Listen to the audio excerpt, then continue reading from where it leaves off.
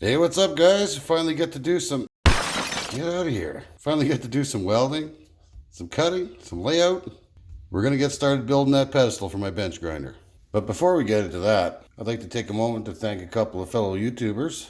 First of all, I'd like to thank Craig over at Craig's Workshop. There's his channel sticker right there. He's a creator out of Tasmania. He's got himself a pretty nice setup. Last I checked, he was cleaning up a new, to him, Emco V10 P lathe, I think it was. He's got it all stripped down to the bolts and cleaned up and painted. It's looking pretty good. So I suspect he'll be keeping us apprised of his progress on that one for sure. You guys have probably seen his channel already through hashtag TMC 2020, the toolmaking competition. And he also did a take with the Gottswinder indicator holder. He made a really nice one. If you guys got the chance, go ahead and visit his channel. And last but not least, big thanks to Fred from Fred's Machine Works. He's a fellow Canuck out of Southern Ontario. He does a lot of machining and fabricating right out of his home shop. He just finished a series on building a rotary weld positioner, and he's got lots of videos making tools for metal fabrication and stuff. He's got a welding fixture table, CNC plasma cutter, hydraulic press, you know, man stuff. And I guess we'll stick you right over here, Fred. Alright, so what I got to work with here is a dirty old piece of 6-inch pipe. Now, I probably should have took a better look at it. There's a pretty nasty pitting down there all the way down the pipe, so I guess that's why they cut it out. Now, I was going to make this kind of taper off into a square shape on the top, but I think to get rid of all that nastiness in there, I think we could probably go with maybe a triangle or something and just make the pies a little bit bigger. Then we cutting strips out and then fold the top in to make a this will be mostly round here, triangle up there. All right, so I'm gonna start where it's really nasty, right there in that bottom spot.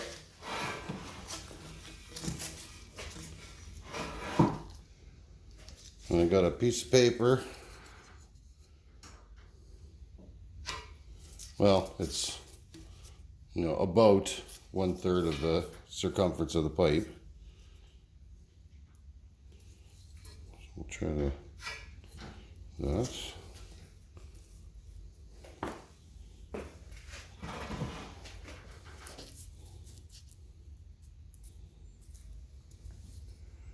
And that.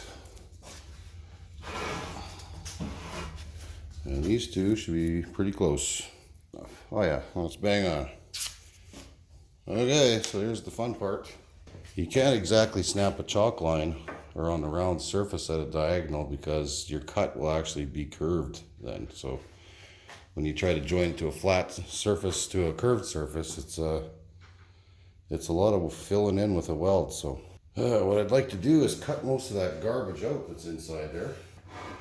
So I'm going to line this up on the sawhorse till that mark straight as possible and scribe it in there.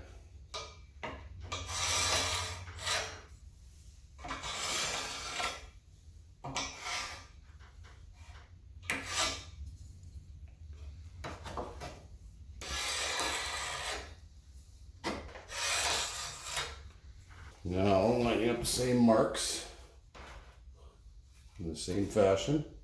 I'm just trying to keep it consistent. So we're doing it the same way every time. More or less.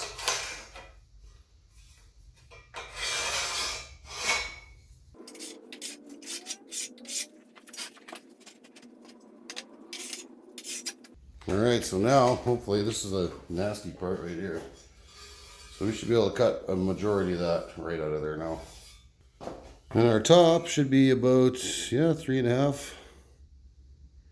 little bit better. By the time we put it together, it'll be a little bit wider yet, so that should be good enough to weld the top to.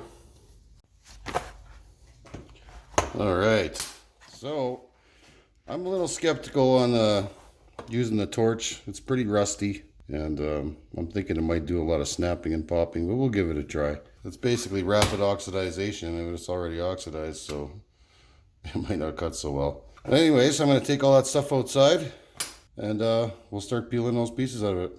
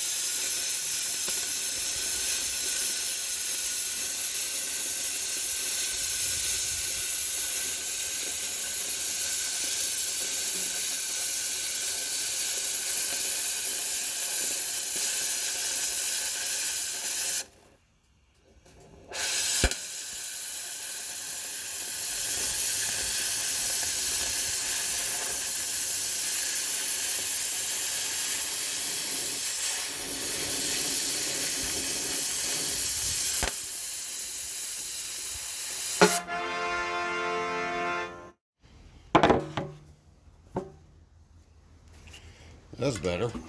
Putting the rest of my elbow on here.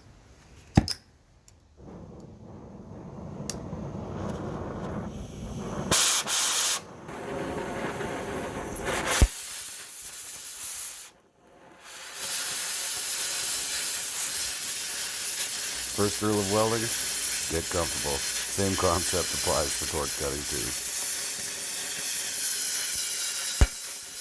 The rest of these cuts go way smoother.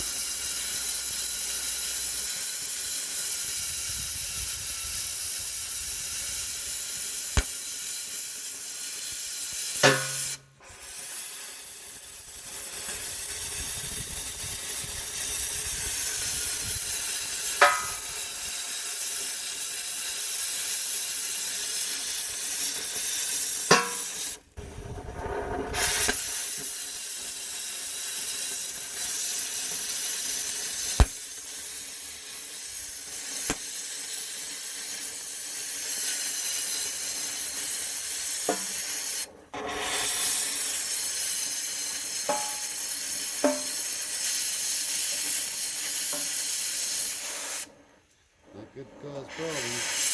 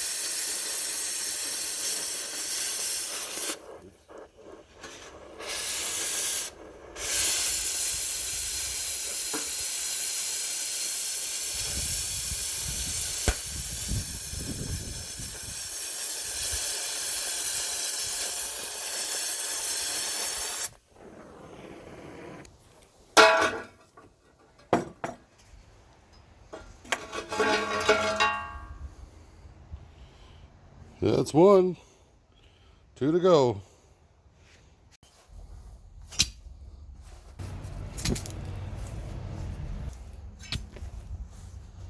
Well, there's our nice big slices of pie here. All in all, cuts didn't turn out too bad considering how rusty they were. You know, and my shaky shaky freehand cuts that turned out pretty good. These, however, these work right like a banana though. So yeah, I can see it already. It's gonna be cool.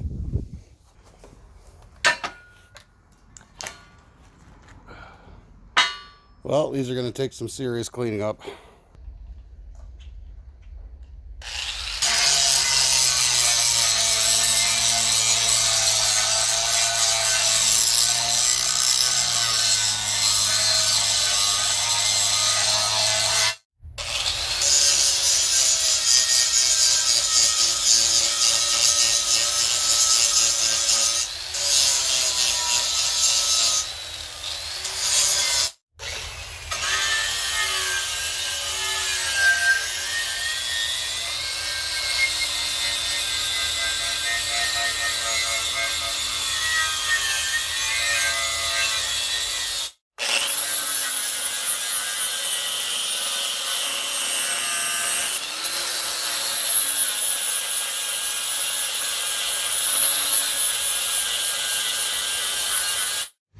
Well, that was absolutely atrocious. That's a lot of grinding. I'm gonna have to do some maintenance on my torch and my grinder now. As you can see, these are in pretty rough shape. Like they got lots of pitting on this side, and it's got even more damage on this side. Like you could hardly even see any of that with all the rust on it. Yeah, and you can see all the mess inside here too. Like they're pretty rough. So it's looking like we're gonna have to get some Bond oil. Yeah, see, that's gonna be a blowout right there. Yeah, no evaporust in this shop. Just like I am pretty freaking filthy. Time to go shower up. So while other me is over there prepping up the pieces, I'd like to talk. A minute about welding. Now I know a lot of. Now I know a lot of.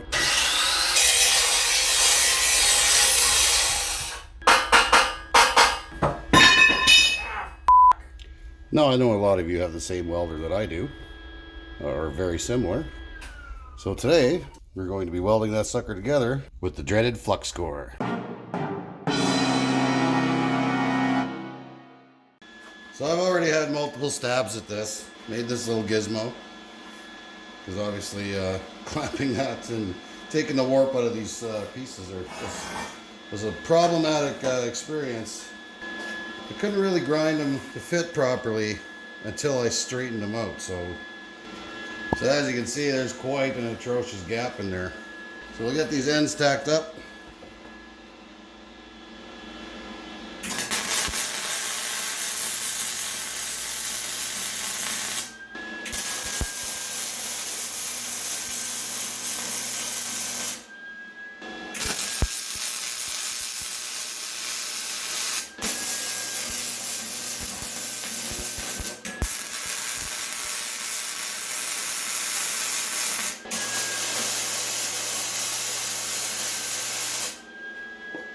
All right.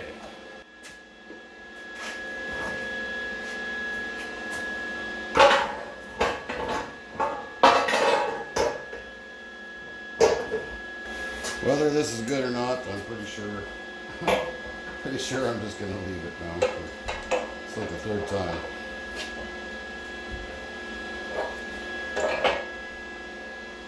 Try to close up those gaps as much as I can.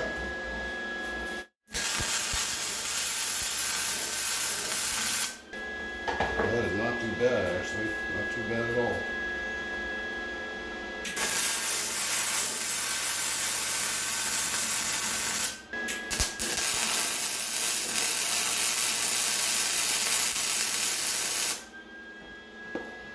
Yeah, those gaps will fill up easy.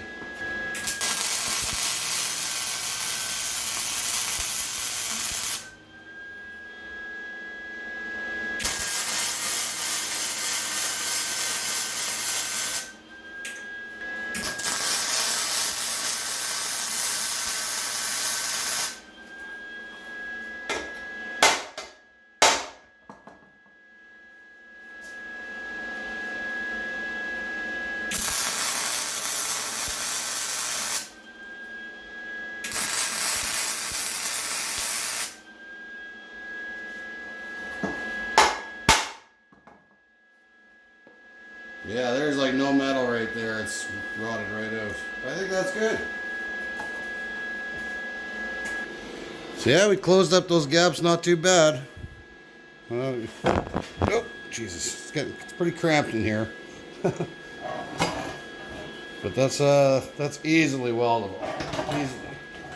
Easy peasy. We got a pretty decent amount of meat. It's looking mostly straight. I'll try to get some good welding footage here, but I'm gonna definitely have to open up this shop to let the smoke through.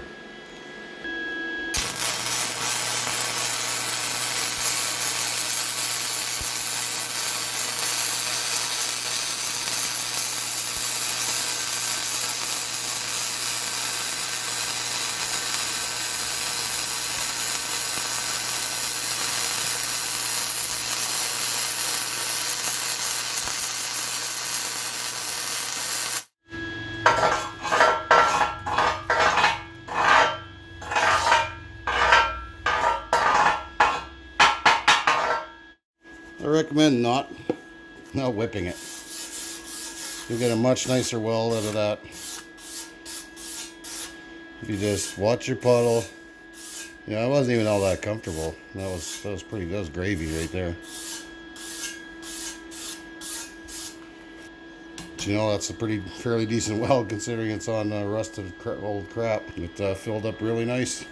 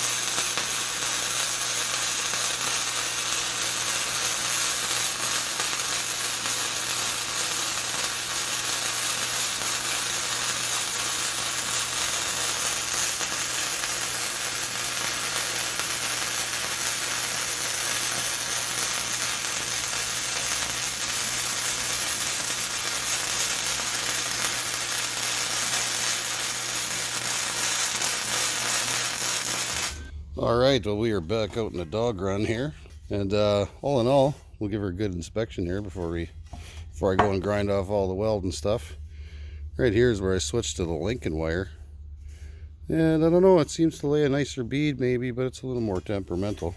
And then there were some blowouts here. This is where it was really thin, and I ended up having to hit it with a grinder and make a couple passes over it. But other than that, worked out pretty good. Shouldn't be too much grinding to do. All this is going to come off, and we're going to blend it in really nice so it looks like one solid formed piece, possibly even cast. But I'm going to do that all off camera. I'll see you back inside. Okay. Whew. That is definitely enough grinding for me. Now I remember why I quit welding. Well, I think it turned out not too bad. Looking good. Well, for a rusty, crappy hunk of metal, it does anyway. Yeah, mostly round on the bottom, triangle on top. Let's see if we can put this into perspective here. All right, well, there it is. That's gonna look pretty badass, actually. I'm happy with that. I might have to go and look around for a media blaster or someone who does sandblasting. Huh, that was actually a buttload of work.